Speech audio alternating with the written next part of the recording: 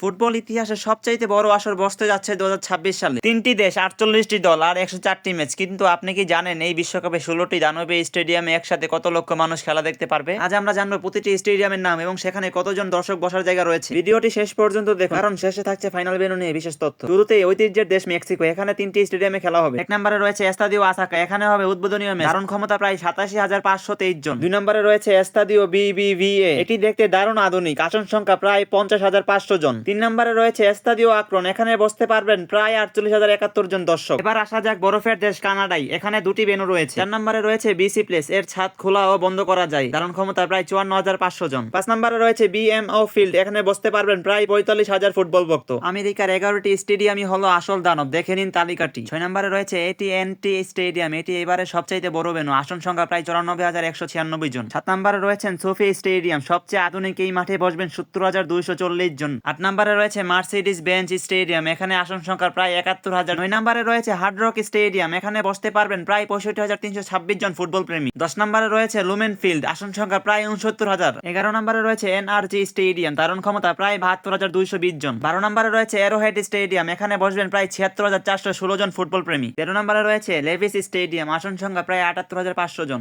14 নম্বরে রয়েছে JELET stadium, ধারণ ক্ষমতা প্রায় 65,878 জন। 15 নম্বরে রয়েছে লিঙ্কন ফিনান্সিয়াল ফিল্ড, এই স্টেডিয়ামের ধারণ ক্ষমতা প্রায় 67,594 জন। আর সবার শেষে রয়েছে মেটলাইফ স্টেডিয়াম, এখানে হবে মেগা ফাইনাল, ধারণ ক্ষমতা প্রায় 82,500 জন। সব মিলিয়ে 2026 বিশ্বকাপ প্রতি রাউন্ডে 10 থেকে 12 লাখ মানুষ সরাসরি স্টেডিয়ামে উপস্থিত থাকবে। আপনি কি স্টেডিয়াম নাকি বাসায় বসে খেলা দেখতে চান? কমেন্টে আপনার মতামত জানান। আর ভিডিওটি ভালো লাগলে এখনই সাবস্ক্রাইব করে বেল আইকনটি বাজিয়ে দিন।